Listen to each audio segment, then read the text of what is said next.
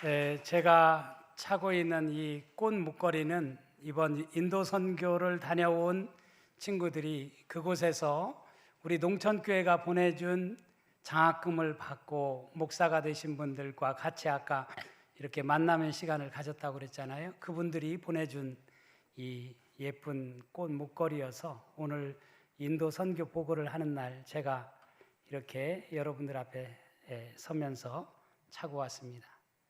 괜찮아요? 감사합니다. 저는 이번 인도 선교를 다녀온 우리 친구들이 인도 선교를 가기 전과 다녀온 후의 변화의 사건이 마치 새 술에 취한 사람들과 같다. 오늘 오순절 마가의 다락방에서 성령을 체험한 사람들이 성령 받기 전의 모습과 성령 받은 다음의 모습이 어떻게 바뀌어지게 되었는가라고 하는 것을 말해주는 이 본문에 나와 있는 말씀의 사건이 이번 인도 비전 트립을 통해서 나타난 사건이 아닐까 생각합니다. 호련히 하늘로부터 급하고 강한 바람 같은 소리가 있어 그들이 앉은 온 집에 가득하며 마치 불의 혀처럼 갈라지는 것들이 그들에게 보여 각 사람 위에 하나씩 임하여 있더니 그들이 다 성령의 충만함을 받고 성령이 말하게 하심을 따라 다른 언어들로 말하기를 시작하더라. 다른 언어들로 말하기를 시작하더라. 7절에 보면 이 광경을 지켜보던 사람들이 다 놀라 신기하게 여겼다라고 기록되어 있습니다. 이 말하는 사람들이 다 갈릴리 사람이 아니냐? 우리가 우리 각 사람이 난 곳 방언으로 듣게 되는 것이 어찌 됨이냐? 우리가 각 곳 방언으로 그들이 말하는 것을 동시 통역을 하는 것도 아닌데 그 소리가 자기들의 나라 말로 그 말이 들려지게 되었다. 신기하고 놀라운 일 아닙니까? 저는 이 부분을 그림의 언어로 생각해 봤습니다. 여기 마가의 다락방이 있습니다. 거기에는 120명의 사람들이 운집해 있었어요. 예수님을 따르던 제자들이죠. 얼마나 그 마가의 다락방이 컸으면 거기에 120명이 들어갔을까? 그렇게 크지 않은 공간이라고 제가 말씀을 드렸죠. 그 좁은 공간에 120명이 들어가서 왁작지껄하게 그야말로 와글와글 막 기도하는 소리가 울려 퍼졌는데 그 다락방 안에 있는 사람들에게만 들려진 것이 아니라 그 소리가 밖으로 퍼져서 예루살렘 도시에 오순절을 지키기 위해서 각 곳에서 몰려든 사람들이 그 소리를 듣고 이게 무슨 소동이 일어났나? 이게 무슨 일이야? 이런 생각을 가지고 이 마가의 다락방 주변으로 사람들이 하나둘씩 몰려들어서 구름대와 같이 몰려들게 되었다라고 하는 사실을 말해주고 있어요. 그러면서 무슨 말씀을 합니까? 우리가 다 우리의 각 언어로 하나님의 큰 일을 말함을 듣는도다 하고, 각 언어로 여러 나라에서 왔다고 하는 것을 오늘 우리가 읽은 성경에서 볼 수가 있죠. 그 나라 여러 나라에서 온 사람들이 자기 나라의 언어로 그 말을 다 알아듣게 되었다라고 하는 것을 말해주고 있습니다. 이것이 맨 처음 오순절 사건을 목격한 목격자들의 목격담이라고 할 수 있습니다. 사도행전을 기록한 누가는 이 사건을 경험하고 6절에 보면 소동했다라고 표현하고 있어요. 표준세 번역과 공동 번역에는 어리둥절해졌다 이렇게 번역을 하고 있습니다. 어리둥절해진 거예요. 이게 무슨 일이야? 왜 이 난리가 났지? 도대체 이게 무슨 현상이야? 이런 표정이었겠지요. 그런가 하면 또 7절과 12절에 보면 다 놀랐다라고 말합니다. 그런가 하면 신기하게 여겼다고도 말하기도 하고, 또 어떤 사람은 당황했다고도 말합니다. 심지어 또 어떤 사람들은 조롱하기까지 했다라고 표현하고 있는 것을 볼 수가 있습니다. 마가의 다락방에서 일어난 사건을 목격한 사람들의 반응은 이처럼 다양했다라고 하는 사실을 우리에게 말해주고 있습니다.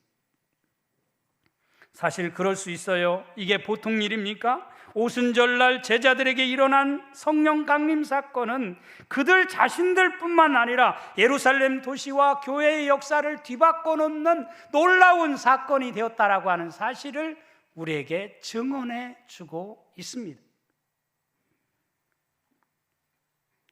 아무튼 저는 여기 여러 가지 반응들 중 가장 충격적인 말은 그들이 새 술에 취하였다라는 말이 제일 충격적인 말로 들려집니다. 사무엘상 1장에 보면 한나라는 여인이 나와요. 그녀는 자식을 낳지 못하는 여인이었어요. 그 엘가나, 그의 남편 엘가나는 한나가 자식을 낳지 못하니까 후처인 분인나라고 하는 여인을 또 아내로 맞이했습니다. 이 분인나라고 하는 여인은 아들을 낳아가지고 본처인 한나를 구박하고 또 멸시합니다. 그럼에도 불구하고 남편 엘가나는 이 한나라는 여인을, 본처를 무척 사랑했어요. 그럼에도 불구하고 분인나에게 당한 억울함으로 한나는 늘 마음이 괴로웠던 것을 알 수가 있습니다. 그 억울함을 호소할 길이 없어서 그녀는 실로에 있는 성소에 나아가 하나님 앞에 그 원통함을 호소합니다. 그녀가 얼마나 간절히 기도했던지 당시 이 실로에 있는 성소의 제사장인 엘리라고 하는 제사장이 술에 취한 것으로 그렇게 생각을 했습니다. 그래서 엘리 제사장은 한나에게 내가 언제까지 취하여 있겠느냐, 포도주를 끊으라고 말하고 있는 것을 볼 수가 있어요. 한나라고 하는 여인이 얼마나 간절히 기도했던지 한나를 바라보면서 술 취한, 포도주에 취한 여인처럼 취급을 했다는 이야기입니다. 저는 이런 간절함, 이런 절박함, 그런 간절함이 있을 때, 그런 절박한 마음으로 기도할 때 하나님께서 하늘에서 들으시고 우리의 기도를 응답해 주시는 역사가 나타나게 되는 줄로 믿습니다. 우리 농천교회 성도들도 이렇게 간절함으로 하나님 앞에 간구할 때 하나님께서 이곳에서 드리는 기도가 하늘에 상달되는 역사가 일어나게 될 줄로 믿습니다. 새술에 취한 사람들처럼 기도할 때 하나님은 우리의 기도를 들어 응답해 주십니다. 사랑하는 성도 여러분, 새술에 취하면 어떤 일이 벌어집니까? 첫째, 새술에 취하게 되면 우리의 얼굴이 바뀝니다. 우리의 얼굴이 변합니다. 술에 취한 사람들을 보면 보통 얼굴이 벌겋게 달아오르는 것을 볼 수가 있죠. 마찬가지로 성령을 받게 되어지면 우리의 얼굴빛이 달라집니다. 은혜가 넘치고 사랑이 넘치는 얼굴로 변해야 정상인 거예요. 은혜를 받았다고 하는데, 성령을 받았다고 하는데 내 모습이 전혀 달라지지 않아, 변하지 않아, 그것은 문제가 있는 것이죠. 저는 오늘 결단 찬양으로 찬양이 언제나 넘치면 이라는 찬양을 함께 부르려고 합니다. 가사에 보면 찬양이, 감사가, 사랑이, 기도가 언제나 넘치면 은혜로 얼굴이 환해요 라고 하는 가사말이 있어요. 은혜로 얼굴이 환해요, 성령의 충만한 모습을 서로가 느껴요 라는 그런 가사말이 있어요. 성령의 충만한 모습을 서로가 느낀다는 거예요. 여러분, 옆 사람을 보면서 우리의 모습이 정말 성령이 충만한 모습으로 정말 서로가 느껴지는 역사가 이 예배를 통해서 나타날 수 있기를 주님의 이름으로 축원합니다. 이번 인도 단기 선교를 다녀온 우리 아이들의 모습 속에서 저는 그것을 봐요. 성령의 충만한 모습을 저들의 모습 속에서 저는 발견합니다. 그 사람의 얼굴이 잘생기고 못생기고가 문제가 아니에요. 그 사람에게서 풍겨지는 모습이 성령 받고 나면 달라진다는 거예요. 저는 이런 이야기를 많이 듣습니다. 우리 농촌교회 교우들은 환한 얼굴을 가져서 우리 교우들의 얼굴을 보고 내가 이 교회에 등록을 했어요. 이런 이야기를 저는 여러 번 들었습니다. 얼마나 감사한지 몰라요. 참 그런 의미에서 누구를 만나느냐, 어떤 교회에서 신앙생활하느냐라고 하는 것이 우리의 모습 속에서 우리의 인생을 바꿔놓기 때문에 너무너무 중요하다고 생각을 합니다. 나이 40이 넘으면 자기 얼굴에 책임을 져야 된다는 말을 우리는 흔히 합니다. 우리가 나이만 40이 문제가 아니라 우리가 신앙생활을 수십 년 했다고 한다면 우리의 모습 속에서 예수의 향기가 풍겨나야지요. 사도행전 6장에 보면 스데반 집사가 나옵니다. 그는 예수 믿는다는 이유만으로 사람들에게 둘러싸여 돌에 맞아 죽었습니다. 그래서 신약시대 최초의 순교자 하면 우리는 스데반을 들게 됩니다. 사도행전 6장 15절에 보면 공회 중에 앉은 사람들이 다 스데반을 주목하여 보니 그 얼굴이 천사의 얼굴과 같더라. 그렇게 말씀하고 있어요. 그 얼굴이, 스데반의 얼굴이 천사의 얼굴과 같았다. 어떻게 돌에 맞아 죽는 사람의 얼굴이 그렇게 평온할 수 있지? 이해가 가지 않아요. 무엇이 스데반으로 하여금 그의 얼굴 속에 그런 정말 천사의 얼굴과 같은 그런 역사를 가져올 수 있었을까? 사도행전 7장 55절에 해답이 있습니다. 스데반이 성령 충만하여 하늘을 우러러 주목하여 하나님의 영광과 및 예수께서 하나님 우편에 서신 것을 보고라고 말씀을 하고 있어요. 스데반이 성령이 충만했다. 그래서 하늘을 우러러 주목하여 하나님의 영광과 예수께서 하나님 우편에 서신 것을 그의 눈으로 똑똑히 봤다라고 기록을 하고 있습니다. 그렇기 때문에 스데반이 그야말로 이렇게 천사의 얼굴과 같은 모습을 가질 수 있었던 것이죠. 출애굽기 34장에 보면 시내산에 올라갔다 내려온 하나님의 말씀을 받아가지고 내려오는 모세의 얼굴이 그야말로 어떻게 됐다고 그랬어요? 그의 얼굴에서 광채가 났다라고 말씀하고 있는 것을 볼 수가 있어요. 우리 주님께서도 베드로, 야고보, 요한을 데리시고 변화산에 올라갔을 때에 우리 주님의 얼굴이 그야말로 해같이 변했다라고 하는 것을 말씀을 하고 있어요. 그들 앞에서 변형되사 그 얼굴이 해같이 빛나며 옷이 빛과 같이 희어졌더라 라고 마태복음 17장 2절은 말씀해 주고 있습니다. 이처럼 성령 충만하게 되어지면 우리의 얼굴이 변화되어지는 역사가 일어나게 되는 줄로 믿습니다. 사랑하는 성도 여러분, 우리 농촌교회 모든 성도들의 모습은 천사의 얼굴과 같이 해같이 빛나는 얼굴로 이 예배를 마치고 돌아갈 때에는 그런 역사로, 그런 얼굴로 변화되어지는 역사가 나타날 수 있기를 주님의 이름으로 축원합니다. 옆 사람에게 그렇게 인사해 볼까요? 당신의 얼굴이 천사와 같습니다. 당신의 얼굴이 해같이 빛납니다. 말대로 되는 줄로 믿습니다. 말이 씨가 된다고 했어요. 그렇게 믿고 그렇게 살아가는 사람에게 그런 역사가 나타나는 줄로 믿습니다.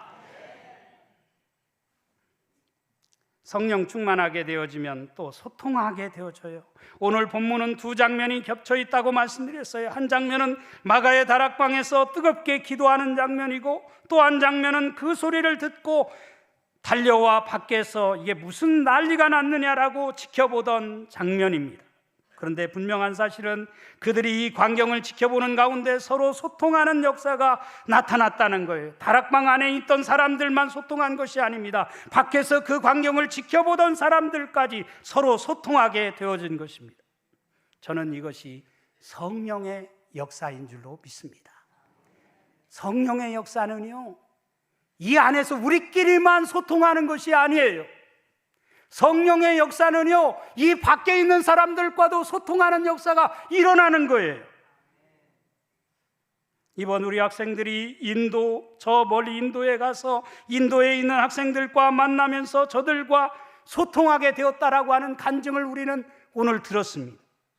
사실 우리 아이들이 무슨 언어가 그렇게 잘 통해서 저들과 소통한 것이 아닙니다. 그렇지만 눈빛만 봐도, 그들이 베푸는 사랑만 봐도, 그들이 하는 모든 몸짓만 봐도 얼마나 우리를 반겨주고 사랑해주는지가 느껴지기 때문에 그것을 통해서 저들이 감동을 받고 내가 앞으로 어떻게 살아가야 될 것인가라고 하는 것을 새롭게 깨닫고 돌아왔다는 거 아니에요.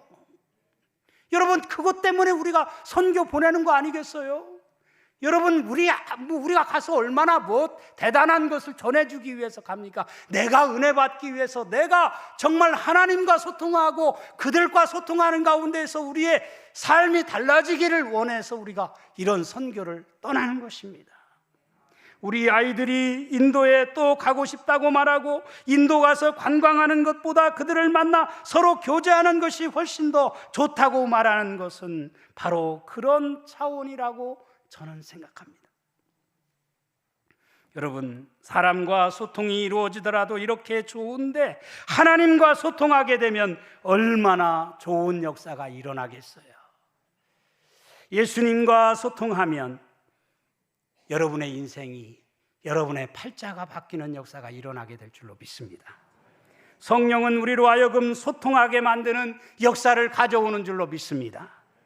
지금 우리가 살아가고 있는 이 사회는 불통의 시대예요. 언어가 달라서 불통합니까? 문화가 달라서 불통합니까? 왜 이렇게 우리 사회가 불통의 사회가 되어버렸습니까? 정치가 불통이고 우리가 살아가고 있는 가정과 교회와 이 사회가 불통인 이런 시대에 우리가 살아가고 있습니다. 이런 세상을 어떻게, 무슨 힘으로 우리가 바꿔놓을 수 있겠어요? 우리 안에 성령이 임할 때에만 우리는 이런 불통의 세상을 소통의 세상으로 만드는 역사가 나타나게 될 줄로 믿습니다. 마가의 다락방에 꽁꽁 문을 잠그고 불통하던 저들이 성령이 임하니까 방문을 걷어 차고 나가서 소통하는 역사를 가져왔다고 하는 사실을 성경이 우리에게 말해주고 있어요. 세 번째로, 세술에 취하게 되면 담대히 복음을 전하게 됩니다. 사도행전 2장 오순절 사건이 있어진 다음 제자들은 예루살렘에만 머물지 않았어요. 사방으로 흩어졌습니다. 사도행전 8장에 가서 보면 빌립이라고 하는 집사는 사마리아에 복음이 전해졌다라고 하는 소식을 듣고 사마리아 성에 들어갑니다. 예수님을 따를 때 제자들은요, 사마리아에 예수님이 그 길을 통행해야 되겠다고 생각하니까 거기 우리는 안 가요. 그리고 같이 따르지 않았던 제자들이에요. 근데 복음이 전해지고 성령이 저들에게 임하니까 사마리아 성에 그들이 들어가는 역사가 일어나게 된 것을 볼 수가 있어요. 여러분, 우리 자녀들이 이번에 인도를 다녀왔는데 저 남인도에 가면 도마의 순교지가 있습니다. 도마라고 하는 제자들은 저 남인도 땅 그곳에 가서 순교를 했어요. 성령이 그에게 잎을 타니까 그 땅까지 가게 된 것이죠.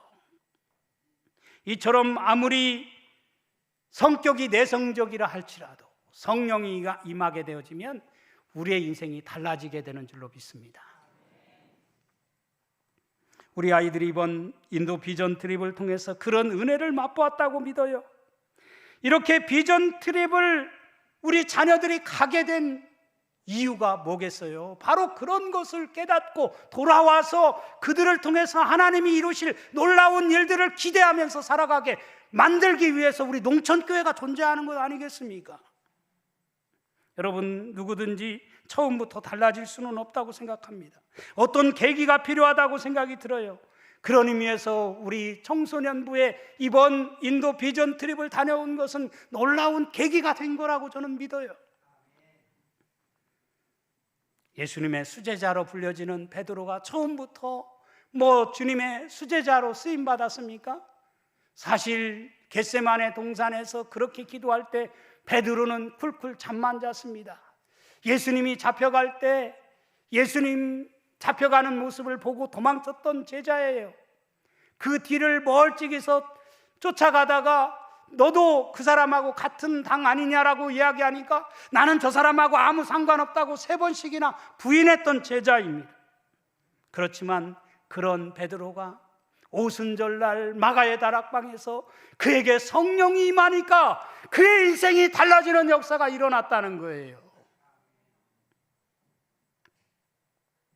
오늘 우리가 읽은 말씀 다음에 보면 14절과 15절에 보면 베드로의 이런 말씀이 나옵니다. 베드로가 11 사도와 함께 서서 소리를 높여 이르되 유대인들과 예루살렘에 사는 모든 사람들이 이 일을 너희로 알게 할 것이니 내 말에 귀를 기울이라. 때가 제3시니 너희 생각과 같이 이 사람들이 취한 것이 아니라.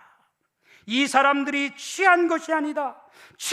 술 취해서 이렇게 말하는 것이 아니다. 우리에게는 성령이 임했다.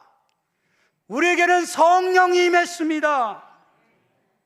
이번 비전 트립을 다녀온 우리 자녀들에게 놀라운 변화의 역사가 나타났어요.